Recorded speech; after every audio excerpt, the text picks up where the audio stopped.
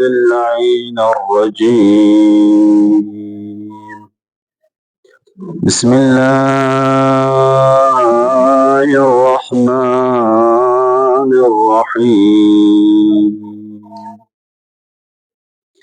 الحمد لله رب العالمين، بارئ الخلائق أجمعين، باعث الأنبياء والمرسلين،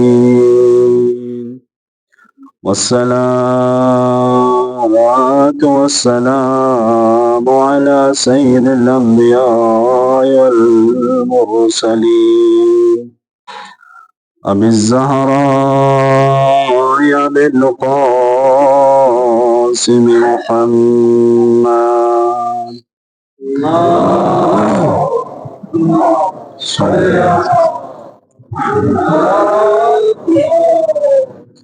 وعلى آله الطيبين الطاهرين،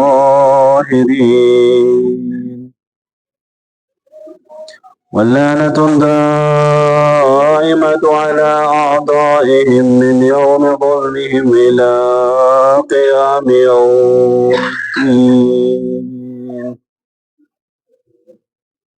رب اشرح لي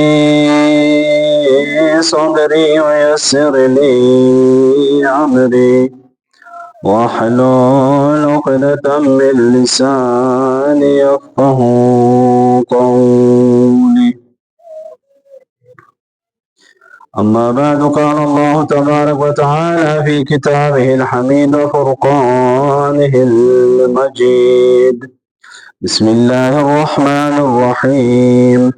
قل إنما أعظكم بواحدة أن تقوموا لله مثنى وفرادا ثم تتفكروا ما بصاحبكم من جنة إن هو إلا نذير لكم بين يدي عذاب شديد. درود بر محمد محمد کی ذات پر.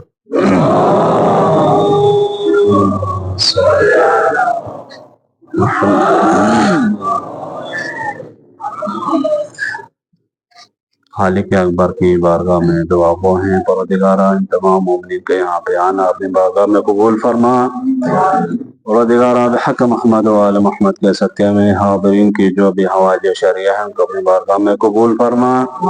پروردگارہ بحق محمد و آل محمد کے صدقے میں بہت سارے مومنین و مومنات نے التماس سے دعا کہا ہے، ان کی حوائج شرعیہ کو اپنی بارگاہ میں قبول فرما. پروردگارہ بحق محمد و آل محمد کے صدقے میں شیعان حیدر کرار جہاں کہیں بھی آباد تھے ان کی جان مال عزت آبرو کی حفاظت فرما، عزاداروں کی حفاظت فرما. پروردگارہ بحق محمد و آل محمد کے صدقے میں مظلومین جہان کی مدد فرما، ظالمین کو مست نابود فرما، امام زمانہ کے ظہور میں تعجیل فرما، ہم سب کو مولا کے عوام انصار میں شمار فرما. درود بر محمد و آل محمد کی ذات پر.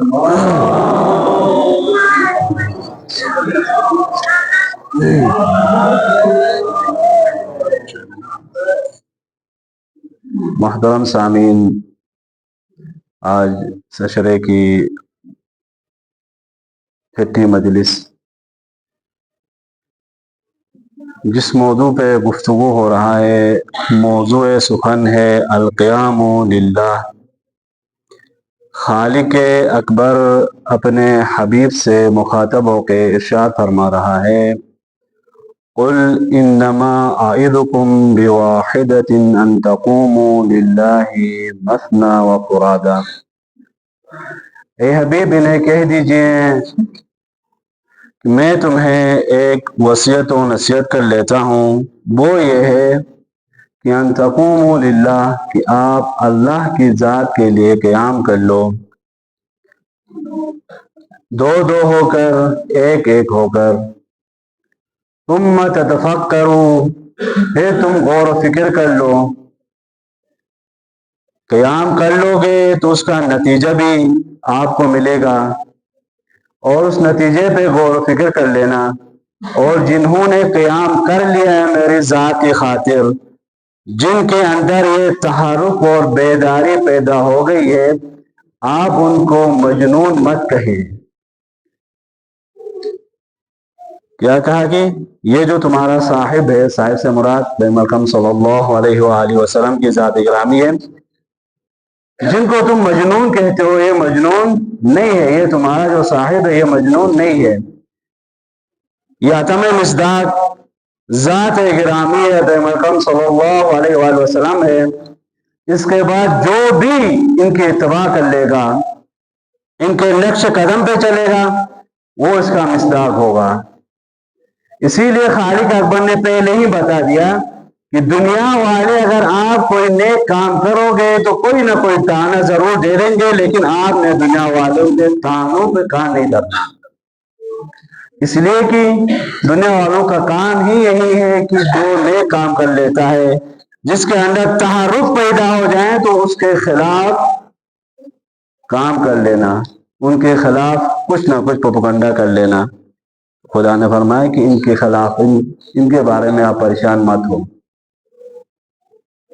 ما بصاحبکم من جنہ، یہ جو تمہارا صاحب مجنون کہہ دیتے ہو یہ مجنون نہیں ہے، یہ تمہیں راہ راست پر لانا چاہتا ہے۔ یہ جو قائمین للہ کی صف میں جو لوگ شامل ہیں اور آپ کو قائمین للہ کی طرف لے آتے ہیں، نیکی کی طرف لے آتے ہیں، نیکی کی دعوت دے دیتے ہیں، یہ لوگ تمہارے نزدیک مجنون ہوں گے، لیکن خالق اکبر فرماتا ہے کہ میں خالق حنان و منان و دیان و برہان کے نزدیک یہ کبھی مجنون نہیں ہے، یہ میرے الہی نمائندے ہیں۔ ان هو الا نذیر لکم بین یدی عذاب شدید، یہ جو محمد صلی اللہ علیہ وسلم ہے یہ تمہیں ڈرانے والا ہے سخت عذاب سے، کل قیامت کے دن آنے والا سخت عذاب سے تمہیں ڈرانے والا ہے۔ تو عزیزان گرامی، اسی آیت کے ذیل میں گزارشات آپ مومنین کی خدمت میں پیش ہوتی آ رہی ہیں۔ وہ شخصیات، وہ الہی نمائندے جنہوں نے خالق اکبر کی ذات کی خاطر قیام کر لیا،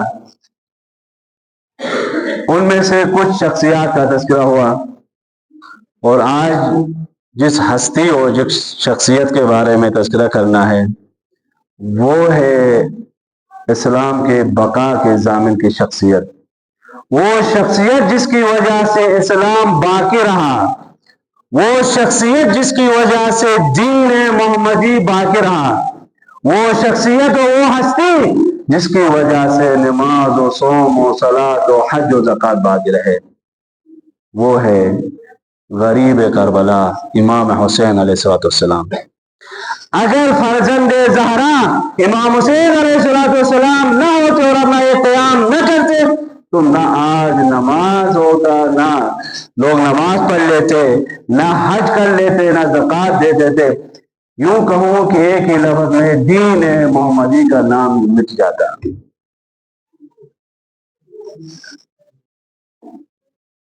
اپنے موضوع میں داخل ہونے سے پہلے ایک دو چیزیں عرض کر لوں گا، ناراض مت ہوئے گا، اگر ہو بھی گئے تو بہرحال چارہ نہیں ہے، ہمارا کام ہے کہ بتا دینا۔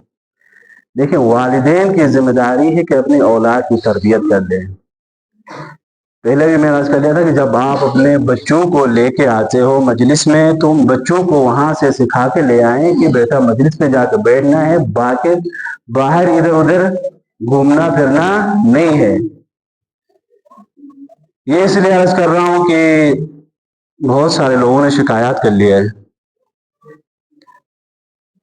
تم میں بال چلو تربیت صحیح مانان چاہ، کافی جگہ سے شکایت تھی، بڑے معززین نے شکایت کر لیا کہ یہاں محلہ بلو ہوارا، تو بہرحال اولاد چنہانے نہ سمجھا انا سمجھا جو کہ مرتی ذمہ داری ماں مارو ذمہ داری ہی ماں مارو کے واجب کا فرض ہے کہ تم اولاد سمجھایا تھے، تم اولاد مفت تربیت تھے،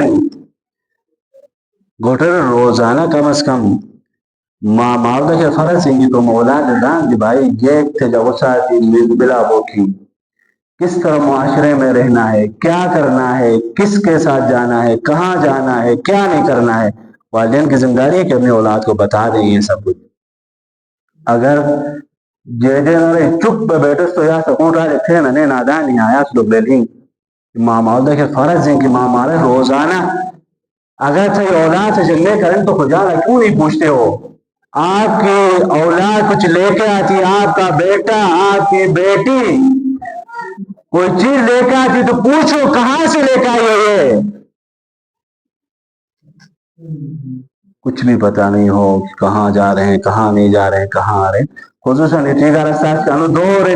میڈیا سوشل میڈیا دور ہوں نیٹو دور ہوں تو اولاد نظر چھوڑے ہمیشہ اولاد موبائل جا تو موبائل ہی کا سو نمبر یہاں چیک کیا ہر وقت وائی فائی آن سے نہ دیا اولاد کا سے ٹھیک ان دوروں مطابق تو اولاد تربیت بچا لیکن ساتھ ساتھ میں اولاد نگرانی کا واجب کا ضروری ماں مالو کرے.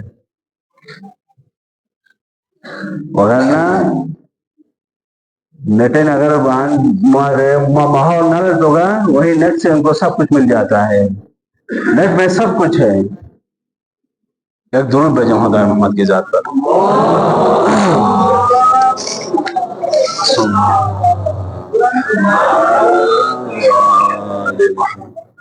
کل قیامت کے دن پوچھا جائے گا، ہم سے بھی پوچھا جائے گا، آپ سے بھی پوچھا جائے گا، والدین سے بھی پوچھا جائے گا کہ اپنی اولاد کی تربیت کی کہ نہیں کی، کس طرح اولاد کی تربیت کی. اگر باپ نماز پہ آ رہا ہے لیکن اس کا بیٹے کا پتہ ہی نہیں ہے تو پھر وہ باپ کے کیا نمازی باپ کہ بیٹے کا پتہ ہی نہیں، بیٹا نماز بھی پڑھ لیتا ہے یا نہیں پڑھ لیتا ہے، میرا بیٹا کہاں جا رہا ہے اس ٹائم نماز کے ٹائم. جب آپ نماز کے لیے آتے تو اپنے بچوں کو بھی بتایا کرے کہ بیٹا نماز کے لیے آ جائیں. امام حسین علیہ السلام نے کربلا میں سب کچھ قربان کر دیا اسی نماز کو بچایا. آخر وقت بھی امام حسین علیہ السلام نے اپنا سر سجدے میں رکھ مجھے اور آپ کو یہ پیغام دیا، اے میرے چاہنے والوں میرے عزادار، اگر تم حقیقی معنوں میں حسین نہیں بننا چاہتے تو آپ کو مسجد میں آنا پڑے گا. سب سے پہلے اپنا سر جھکانا پڑے گا اس خالق اکبر کے سامنے. وہ ہستی اور وہ ذات جس نے خالق کے اکبر کے لیے قیام کر لیا. حسین ابن علی کون ہے حسین؟ رسول اکرم صلی اللہ علیہ وسلم نے ارشاد فرمایا کہ حسین منی وانا من الحسین احب اللہ من احب حسینا. حسین مجھ سے ہے اور میں حسین سے ہوں. خدا اس شخص کو دوست رکھتا ہے جو حسین سے محبت کر لیتا ہے. پہلا جملہ تو سمجھ آئے کہ حسین منی، حسین پیغمبر اکرم صلی اللہ علیہ وسلم سے ہے، پیغمبر کا نواسا ہے، پیغمبر کی نسل سے ہی ہوا ہے. یہ جو دوسرا جو جملہ ہے جہاں پہ فرمایا کہ وَأَنَا مِنَ الْحُسَيْن کہ میں رسول حسین سے ہوں، کیا معنی ہے اس کا؟ رسول اکرم فرما رہے ہیں کہ حسین مجھ سے اور میں حسین سے ہوں. حسین تو رسول سے ہے، نسل رسول سے ہے، فرزند زہرا ہے اور زہرا رسول کی بیٹی ہے. حسین رسول کا نواز ہے. مگر یہ جو فرما رہے ہیں کہ رسول کہہ رہے ہیں کہ میں جو رسول اکرم ہوں، میں جو محمد مصطفیٰ ہوں، میں حسین سے ہوں، اس کا کیا معنی ہے؟ اس کا علماء بیان کرتے ہیں کہ یہاں پر مراد یہ ہے کہ اگر حسین نہ ہوتا تو آج دین محمدی نے باقی نہیں رہنا تھا. اسی لیے کہا کہ میں حسین مجھ سے ہے، میں حسین سے ہوں. آج اگر میرا نام لیا جا رہا ہے اشہد ان محمد رسول اللہ کی آواز بلند ہو رہی ہے، صدا بلند ہو رہی ہے، لوگ نماز میں میرا نام لیتے ہیں، اذان میں میرا نام لیتے ہیں، تو یہی حسین کی بدولت ہے. اگر حسین نہ ہوتا تو نام محمدی نے مٹنا تھا، دین محمدی نے مٹنا تھا. یزید نے کیا کہا تھا؟ لعبت بنو ہاشم بالملک ولا خبر جاء ولا وحی نزل. بنو ہاشم نے حکومت کی خاطر اور اقتدار کی خاطر ایک سازش کی تھی، نہ کوئی نہیں آئی وہی آئی ہے، نہ کوئی فرشتہ آیا، کچھ بھی نہیں آیا ہے.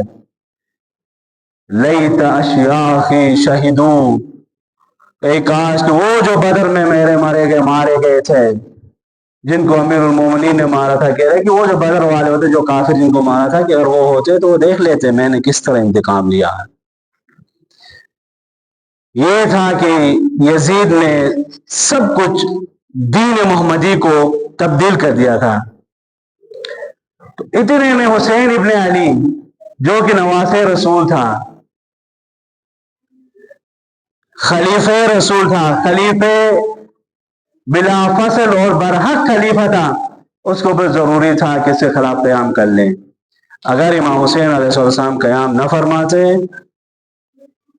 دیکھیں دین میں تبدیلی کی گئی ہے، دین میں رسول اکرم صلی اللہ علیہ وسلم کے اس دنیا سے جانے کے بعد دین کو جو ٹریک پہ چلنا تھا وہاں سے ہٹایا گیا، لیکن پہلے جو تبدیلی کی گئی ہے وہ تبدیلی آہستہ آہستہ آتے آتے جب یزید تک یہ تبدیلی پہنچی ہے، اور یزید کا جو باپ ہے معاویہ تک یہ تبدیلی پہنچی ہے، تو معاویہ سے پھر یزید 4 قدم آگے بڑھا، بڑھنے کے بعد اس نے دین محمدی کو ہی ختم کرنا چاہا۔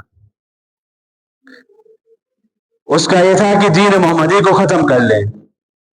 اس وقت امام حسین علیہ السلام نے قیام کر لیا، قائمین للہ کے سب میں داخل ہو گیا ابو الاحرار، بلکہ امام حسین علیہ السلام قائمین للہ کے نمائندے اور القائمین للہ کے امام ہیں۔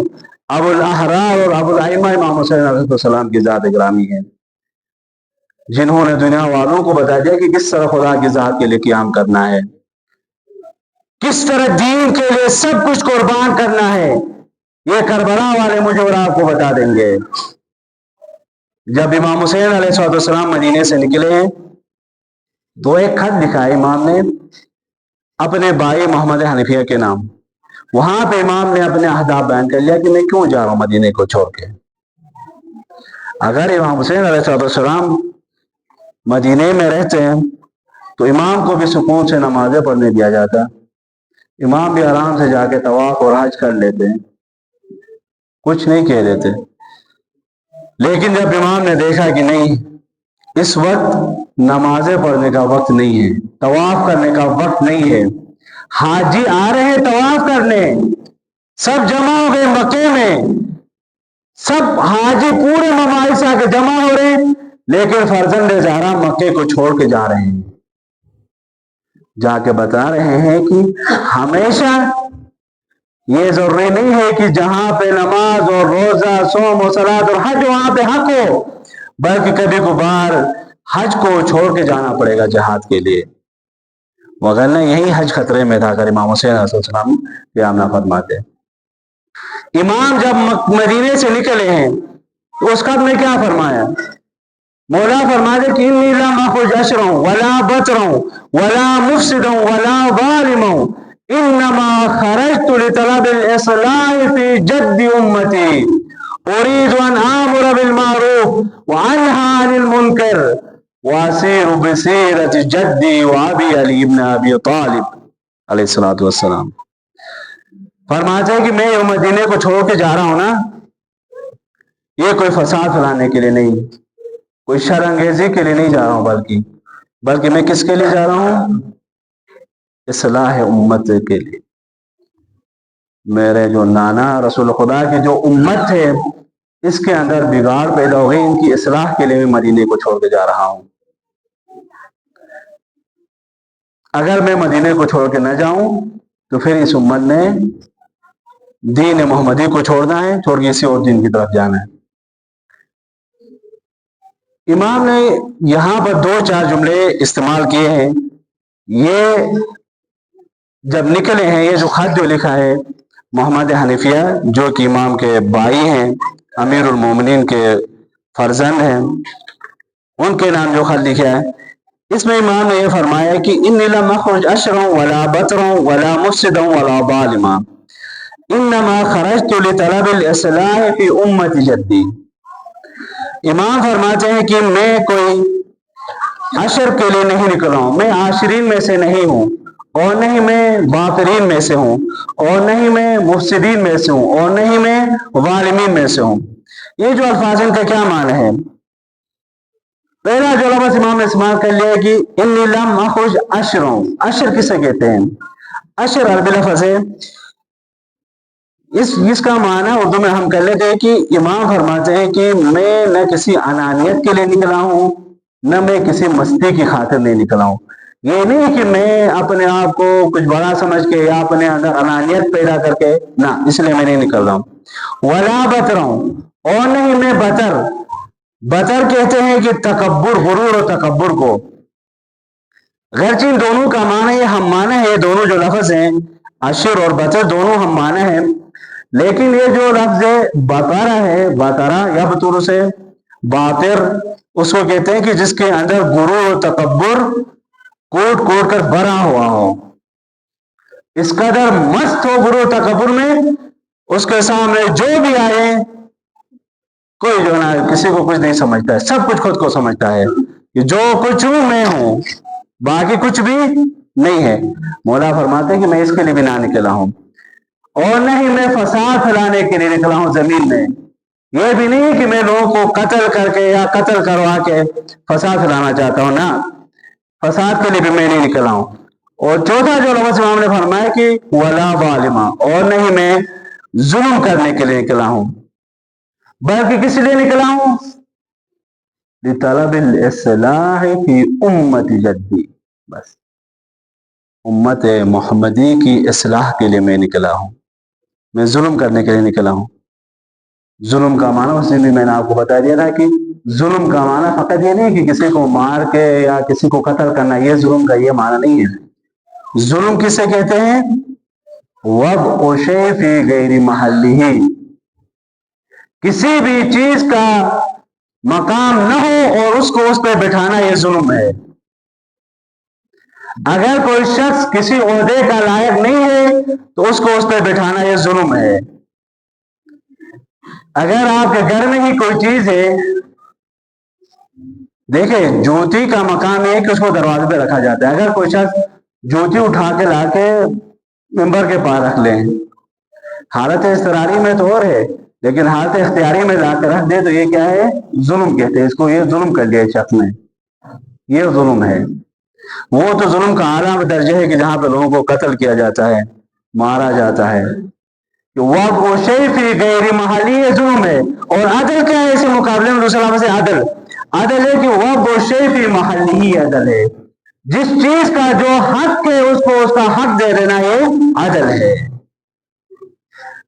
अगर कोई किसी मकाम के मुस्तहिक है तो उसका हक दे देना ये अदल है, ना देना ये जुल्म है।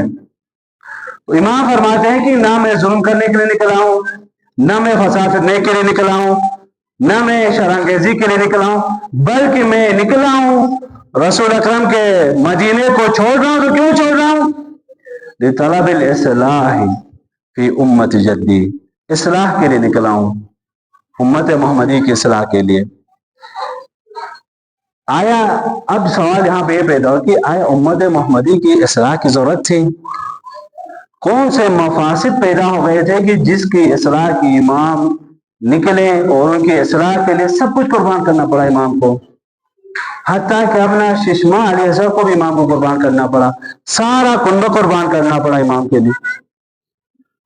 कौन से मफासिद और कौन सी तगय्युरात थी जिसके लिए इमाम निकले हैं? खुद इमाम हुसैन अलैहिस्सलाम का एक फरमान है जहां पे मौला फरमाते कि उस वक्त जो उम्मत मोहम्मदी में जो तब्दीली आई थी, एक दुरूद बेजमदार मोहम्मद की जात।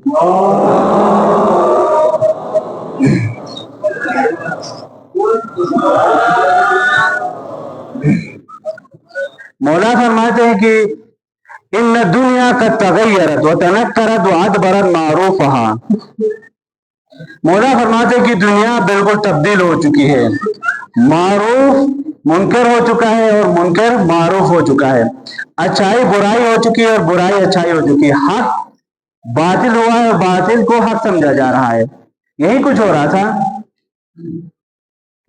यजीद जैसा शख्स तख्त इक़्तिदार पे बैठा हुआ है, खुद को खलीफतुल रसूल कह रहा है, खलीफतुल मुस्लिमीन कह रहा है, लेकिन सारी उम्मत खामोश है, कोई कुछ नहीं कह रहा है, बैठे हुए। बड़े बड़े मुफस्सिरीन भी थे, मदीने में असहाब रसूल मौजूद थे, असहाब रसूल थे, बड़े मुफस्सिरीन थे मौजूद थे, लेकिन किसी को कोई परवाह नहीं है।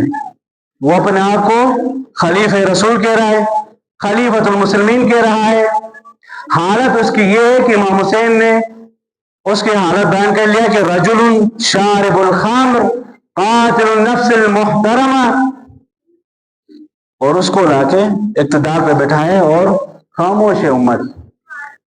اسی لیے امام نے کہا کہ کیا ہے، ان دنیا قد تغیرت، دنیا تبدیل ہو چکی ہے۔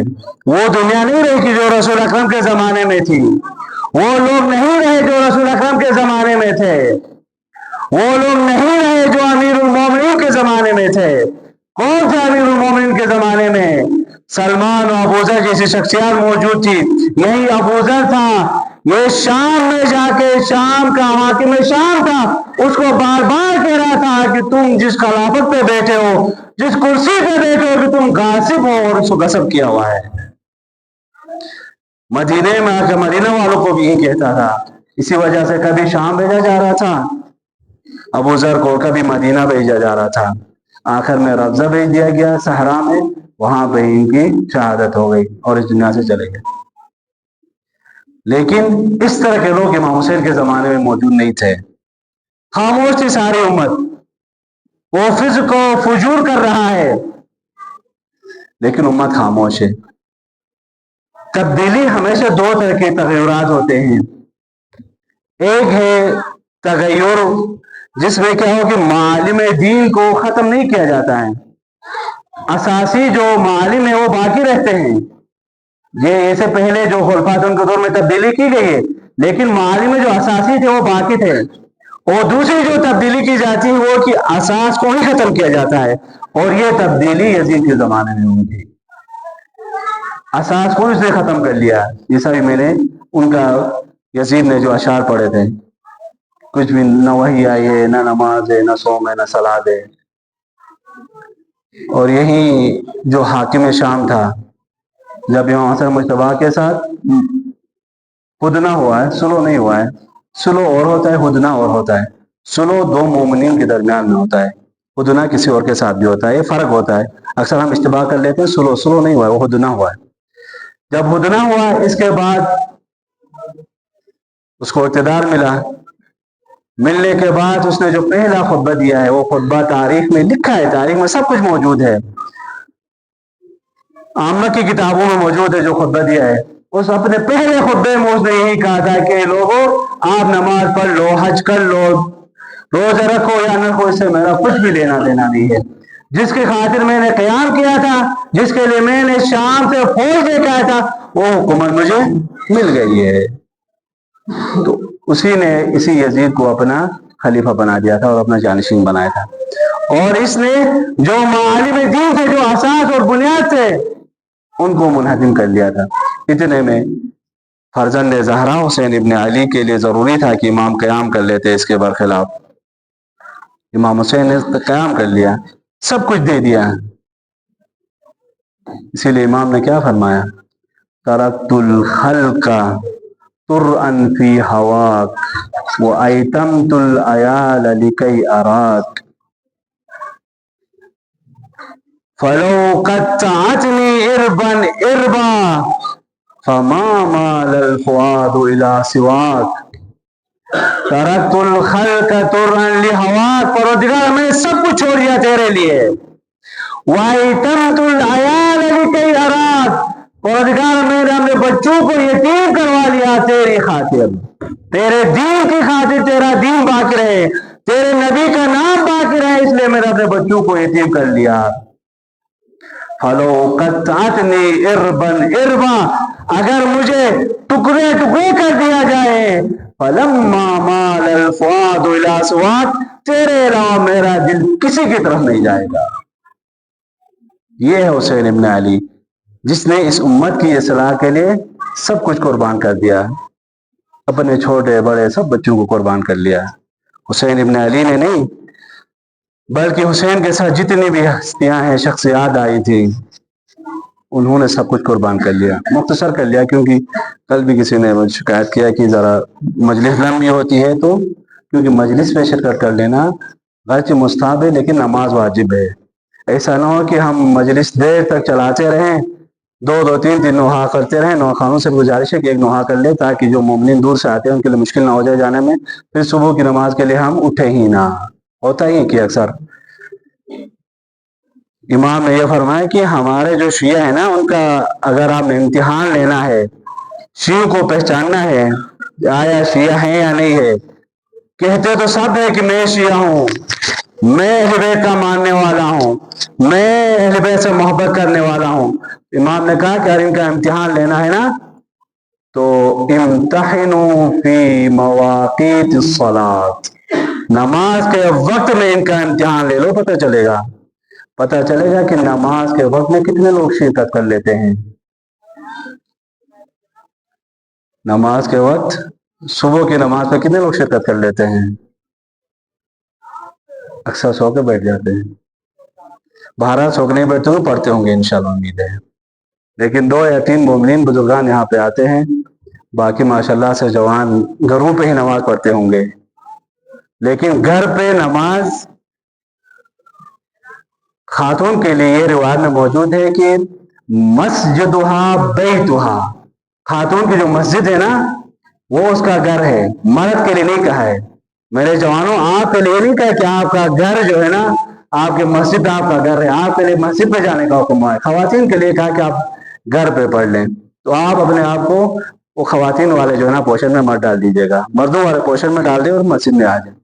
امام جعفر صادق کی ایک آخر حدیث جس میں امام نے آخر وقت میں فرمایا ہے, دیکھیں وصیت نام ہے, وصیت ہے امام کا, آخری وقت میں امام وصیت کر کے جا رہے ہیں اور یہ بتایا گیا کہ میرے بعد میرے آنے والے شروع کو یہ پیغام پہنچا دو.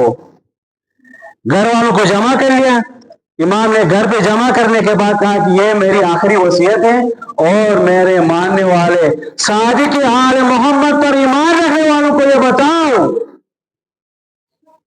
لا يستحق الشفاعتنا من استخف بالصلاة. مفہوم حدیث ہے, وہ شخص ہماری شفاعت کا مستحق نہیں ہوگا جو نماز کو خفیف سمجھتا ہو. امام نے یہ نہیں فرمایا کہ نماز نہ پڑھتا ہو, وہ تو دور کی بات ہے. امام نے کہا کہ اس شخص کو ہماری شفاعت نہیں ملے گی جو نماز کو خفیف سمجھتا ہو. خفیف سمجھ یعنی کیا مطلب, من استخف الصلاۃ کا کیا معنی ہے؟ اس کا معنی یہ ہے کہ نماز کا وقت ہوا ہے لیکن وہ کہہ رہے کہ نہیں ابھی تھوڑی دیر بعد پڑھ لیں گے. دیکھو مسئلہ کو ٹیمنگ درم تو ٹیمنگ, ابھی یہ سامان بیچ رہے ہیں اس کے بعد پڑھ لیں گے. ابھی تو درم تو گوا کہ جہاں ابھی ہمارا کام چل رہا ہے, ابھی ہم جو ہے نا ڈیوٹی پہ بیٹھے ہیں, فلان پہ بیٹھے ہیں, فلان پہ بیٹھے ہیں. آرام سے پڑھ لیتا ہے نماز لیکن آخر وقت میں پڑھ لیتا ہے. اس کے لیے امام نے کہا کہ یہ اس کو ہماری شفاعت نہیں ملے گی. اب بتاؤ اگر کوئی نماز ہی نہ پڑھتا ہو تو پھر اس کا کیا حال ہوگا؟ نماز نہ پڑھتا ہو پھر خود کو اپنے آپ کو حسینی کہہ دے تو پھر مشکل ہے کہ وہ حسین کا ماننے والا ہو. کہہ تو رہتے ہیں لگلگے زمانیاں, لیکن عملی حسینی ہونا ضروری ہے. اپنے کردار سے ثابت کرنا پڑے گا کہ میں اور آپ حسینی ہے, اپنے رفتار اور گفتار سے ثابت کرنا پڑے گا میں اور آپ حسینی ہے. تو عزیزان گرامی, اس دین محمدی کو بچانے کے لیے علی بھائی نے سب کچھ قربان کر دیا. کربلا کے صحرا میں سب کچھ قربان کر لیا, چھوٹے چھوٹے بچوں کو قربان کر لیا. یہی جو حر تھا نا جس کے اندر تھوڑی سی بھی ایک رمق ہونا تو آخر وقت میں بھی وہ راہ راست پہ آ جاتا ہے. یہ حر یزیدی لشکر کا سالار تھا, سپہ سالار تھا ایک گروہ کا یہ, لیکن اس کے اندر ہدایت کے کوئی نہ کوئی رمق موجود تھی. اس کے اندر نور ہدایت اس کے اندر موجود تھی. عمر سعد بھی تھا اور یہ بھی تھا. عمر سعد کے سامنے بھی 2 راستے تھے, یا تو حسین کی طرف آ جائیں یا تو وہیں پہ رہ کے اپنے آخرت برباد کر لے. تو اس نے کہا کہ میں حسین کے ساتھ نہیں جا سکتا بلکہ میں رے کی حکومت کو ترجیح دوں گا. وہیں پہ بیٹھا رہا اور یہی اور اس کے پاس بھی 2 ہی راستے تھے, یا حسین کے ساتھ جائیں یا یہیں پہ بیٹھ کر اپنی آخرت برباد کر دیں. یہ سوچتا رہا, بہت غور و فکر کر لیا. کرنے کے بعد اس نے ہدایت کی طرف ہی جانا بہتری سمجھا. خود آیا اپنے بیٹے کو لے کے آیا. جب امام حسین کے پاس آیا ہے تو کس حال میں آیا ہے؟ اپنے دونوں ہاتھوں کو باندھا, بیٹوں کو گرا, بیٹا میرے ہاتھوں کو باندھ دو. بیٹے نے باندھ دیا ہاتھ. اشون پٹی تھے تو تم پٹتے اشون پٹی تھے امام حسین خدمتر وان خدمتر و ایران کی سیری و مولائے حل لیا توبہ مولا یا ممکن ہے کہ مپورا دو گناہگارت کا توبہ بھئی تو امام سرود کے نش توبہ و دروازہ کھلا ہوں ای ہر تھی ماں سے تو نو مکی ہر چھریستو دنیا آگا آخرتن بینو نگاہ ہر رکی آزاد ہوں. امام حسین خدمتن و دو اشور پٹی کیا تو سو سے کہ مولا مستون حتی آسکاری تاک تھا سستا کہ سکینس پشی تو آسو تھے کہ شاید انہور رسولی تازیانے شعبت ان کا تی معصوم سکینہ سنی سوچنا تھے کہ شاید انہور دوبارہ نے بیان کربلا ہو سے روکا تو نہ کربلا ہے زمین دوبارہ نے اصول تازیانے شعبت ان دے سوچنا تو دیس کا رول سے تو مشیر پٹی باندھا تھے تو ماجی بند تھے مولا جوران مولا مخی مغاوہ نو مشوہ مشر بن ناؤس زینب خاتون جو سکینہ جو مشر بن ناؤس کے مغاوہ ناؤس مولا پر مجھے شہادت دے کہ میں میدان کارزار ہے وہ مستیرے ہو. امام حسین سے اجازت دو میدان کارزار ہے گو اچاک جنگ دو جنگ آخری ایک وقت کے روس آواز دو السلام علیکہ یا عبداللہ. امام حسین علیہ السلام ہو رہی فیشون کے جیگران انت حر فی الدنیا والآخرہ اے حر تھی ماسو نوم ہو سے کہ نا تو دنیا تیرے کا اور رسو آخرتے کا اور بیشوا تو اسے ہی شیشہ جو خون نکاسی فرزند زہرا امام حسین علیہ السلام سے تو چندہ جو رمال کی کھلے ہو رہی شیشہ ٹاکتوں کہ بڑا مجھے بچے قربانی ایک دیکھیں وہ سے قربانی مستی خدمتر پیشتیں وہاں بے قلبی تھے ایک شخص کن تازہ مسلمان ہوں اور رسے ماں کا ساتھن رسے جماعت کا ساتھن رسے ماں جب تک ایران کی ارواح جب تک تو یہ فرزند زہرائے سامنے تم قربانی پیشنا تھا نا مستو تم ادھر نہ بخشش ہوا وہاں بے قلبی ہو تو تازہ مسلمان ہوں امام جو اجازت لکھے میدان کارزار کے چار جنگ تو زخمی چور ہے زخم بین پورے جسم کون نیزہ ساتھن کون تلوار ساتھن واپسی تو مائی خدمتر و ایران کی مادہ اکرامیہ بس حق ادا تھا سے تو ایران کی لے جب تک تو ہمیں جین امام حسین نے پوری قربان نہ تو مسلم نباس بچوا دوبارہ واپسی کو وہاں بے قلبی دوبارہ کے میدان کارزار مجھے جنگ سے ایک وقت کے روسی شیش کرم سے فلسی میواری اندازہ سے کربلائے میار کے قصد میار کا کسی قصد دل قصد یوں قصور نو ماہی ماہی سامنے جوان پٹے سی اے خاتون سے جیگان خدای پولی کے چیز دین اور دوبارہ نارن جوان تو پٹے کوشی کا سو پاٹے بلتن ازاداروں ایک بس آخری جمعے سے زحمت تمام تھا ایک یتیمہ کی امام حسین ساتھ جیسی کہ وقت مسلم نے اکیل شہید بوجھنا تو امام حسین علیہ السلام سے چونی کا معصوم ملائے کسی حمیدہ رسے لو معصوم مسلم نے اکیلے کے دی کسی ایسے حتر امام حسین خاص تو جیگ رہا کی مولا شاعر میٹیم بیس میں بابا شہید سے گئے تم مساجہ دو ترککار ترککار یتیم مساجرہ ساتر امام حسین چل معصوم سکینت کو جاسی سکینہ نے سمجھا بھی شاید اگر کوسو بابا شہید بوتو اے یتیم مساجرہ تیرے نیشی در حق خاص تیرے دیسو تیزی مگر ایسے حاجور امام حسین شہید باقی جو بدو سکینہ سوٹی شاید کو مدبو سے رہی مگر ایک طرف ظالم ہے تماشا ایک طرف ظالم ہے میزا ایک طرف حسین ہے معصوم سکینہ انا للہ وإنا إليه راجعون وسيعلم الذين ظلموا أي منقلب ينقلبون مات من حسين